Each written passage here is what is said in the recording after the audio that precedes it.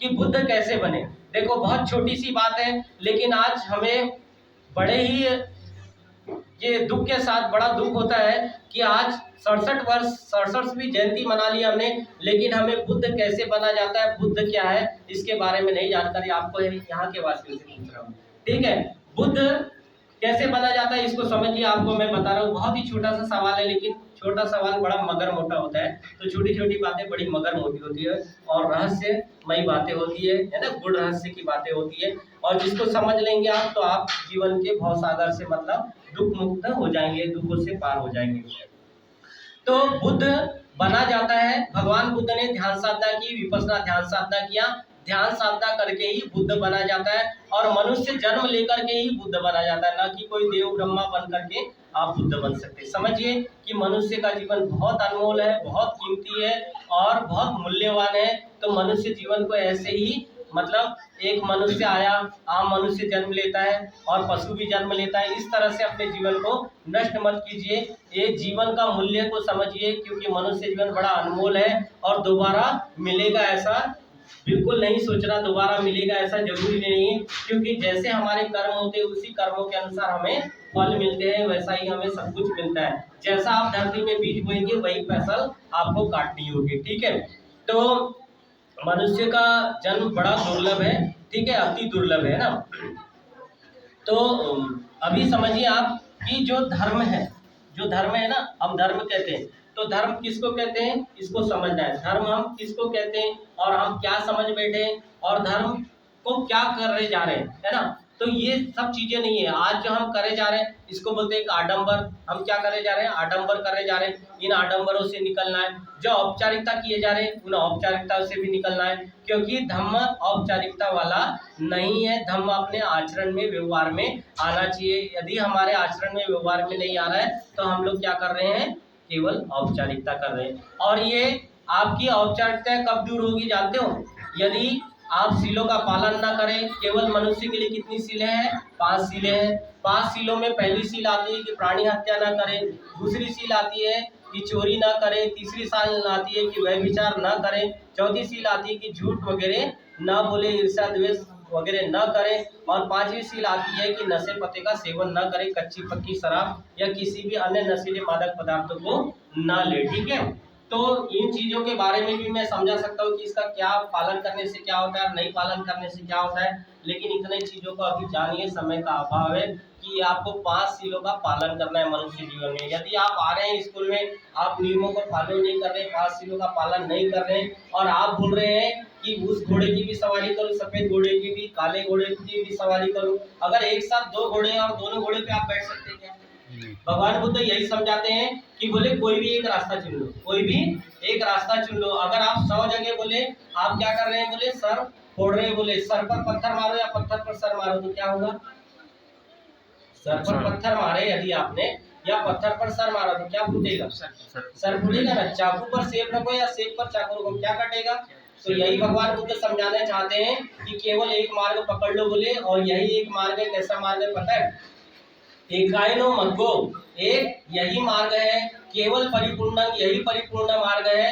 केवल परिशुद्धं, यही परिपूर्ण मार्ग है। और सव्यंजनम, मतलब पूरी तरह से अच्छी तरह से इसका स्पष्टीकरण किया गया है। और आपको एक बात बता दूं चलते चलते कि इस सृष्टि में यदि कुछ होता है तो सम्यक संबुद्ध के अलावा कोई कुछ नहीं होता। कोई गीता नहीं होती, कोई पुराण नहीं होता, कोई वेद नहीं होता, कोई पुराण नहीं होता, कोई आकाश मार्ग से नहीं आया है। ये अपनी अपनी कल्पना है। मनुस्मृति का मतलब क्या है? मन के बनाए हुए विचार, मन के डाले हुए विचार। तो ये आपको आपकी शिक्षा से वंचित रखने के लिए, आपका शोषण करने के लिए, है ना, शिक्षा से गुमराह करके रखा गया है और आपको मानसिक विकृतियों में डाला गया है। तो ये भगवान बुद्ध का जो धम्म है ये मानसिक गुलामी से, मानसिक विकृतियों से निकालता है। आज हम जो यहाँ दिख रहे हैं, यहाँ सारे मानसिक रोगी बैठे हुए। हम बोले कि आप लोग अभी भी हथकड़ियों में हैं, लेकिन आपके हथकड़ियाँ दिखाई नहीं दे रही, लेकिन आप गुलाम तो है, आप मानसिक गुलाम तो है। तो भगवान बुद्ध का धम्म क्या करता है? आपको मानसिक विकृतियों से, मानसिक गुलामों से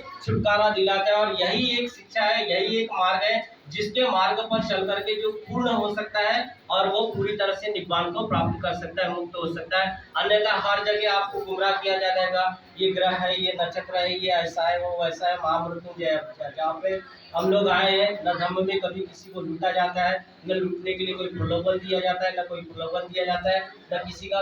समझिए धर्म क्या है, भगवान ने साफ ही कहा है कि संसार में किसी का कोई आशीर्वाद नहीं होता। और ये मनुष्य कैसा जीवन जी रहा है, समझिए, ये सोचता है कि किसी का आशीर्वाद मिल जाए, कोई आडंबर कर दे, कोई चमत्कार कर दे, लेकिन ये तीनों ही चीजें ही खारिज होगी धर्म में। ये तीनों ही चीजें नहीं है। जब आप प्रैक्टिकल करेंगे, अनुसंधान करेंगे, खुद भीतर से जानेंगे, अनुभव से जानेंगे, तो तब आपको समझ में आएगा। और मानसिक विकृतियां भी, लेकिन कब कैसे जानेंगे पता है? इसके लिए आपको ध्यान साधना करनी होगी। 563 ईसा पूर्व से लेकर के आज तक भगवान बुद्ध की जो शिक्षा है, विद्या है, इसको निःशुल्क बांटा जा रहा है। इसके लिए कोई पैसे नहीं लगते, कोई शुल्क नहीं लगते। तो हर मनुष्य को, प्रत्येक मनुष्य को, कोई भी जाति वर्ग संप्रदाय का हो, उससे कोई लेन देन नहीं है।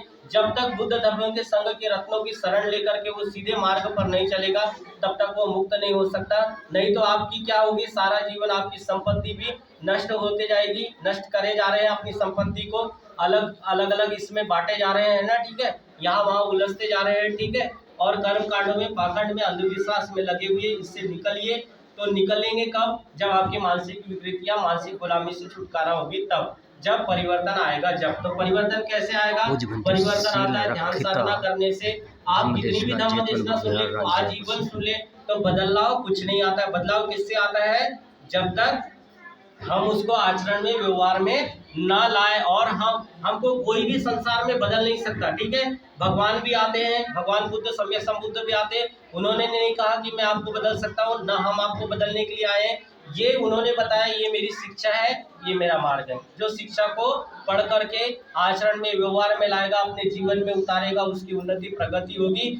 आपको न मैं बदल सकता हूँ, न भगवान बदल सकता है, केवल स्वयं ही आप अपने आप को बदल सकते हैं। आपको कोई दूसरा नहीं बदल सकता है। और बदलाव का, परिवर्तन का मार्ग बता रहा हूँ आपको, और सुख शांति कैसे आती वो भी बता रहा हूँ आपको। कोई भी आपके मोहल्ले पड़ोस में शांति बाई होगी, उसको 2000 रुपये दे दो और बोलो कि शांति बाई ये 2000 रुपये पकड़ो और शांति दे, तो नहीं दे सकती आप।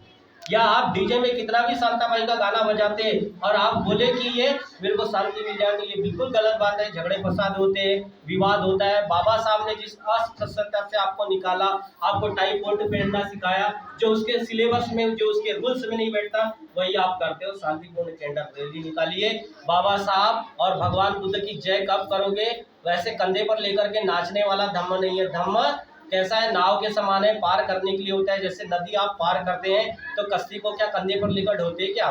नहीं। तो धम्म धोने के लिए नहीं है, नाचने कूदने के लिए नहीं है, भव सागर से पार होने के लिए, दुख मुक्ति का मार्ग है। और इस भव संसार से निकलने का, इस भव चक्र से निकलने का मार्ग है, ढोने के लिए नहीं। आप जो ढो रहे हो ना 75 वर्षों से, 70 वर्षों से, तो इन औपचारिकता से निकलिए, सत्य को जानिए, सत्य को समझिए। ये इसको समझने के लिए आपको 10 दिन देने पड़ेंगे। कितने दिन देने पड़ेंगे?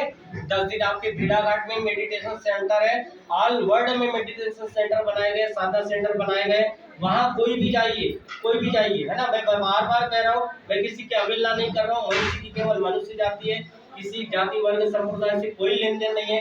हर मनुष्य जा सकता है, केवल वहाँ जाए, अपने पहनने के कपड़े ले जाए, साबुन सोडा ले जाए, सारी व्यवस्था होती है। ठंडा गर्म पानी मिलता है, ठीक है। एसी, कूलर, पंखे सब लगे होते हैं, सेपरेट कमरे मिलते हैं, चादर, बेडशीट मिलती है। आप जाइए, प्रैक्टिकल करके देखिए, क्योंकि हमारा जो मार्ग है, प्रैक्टिकल का मार्ग है, अनुसंधान का मार्ग है, एक्सपीरियंस का मार्ग है, अनुभव का मार्ग है। दूसरा क्या है? पहला है एक्सपीरियंस, दूसरा क्या है? एनालिसिस, मतलब विश्लेषण का मार्ग है।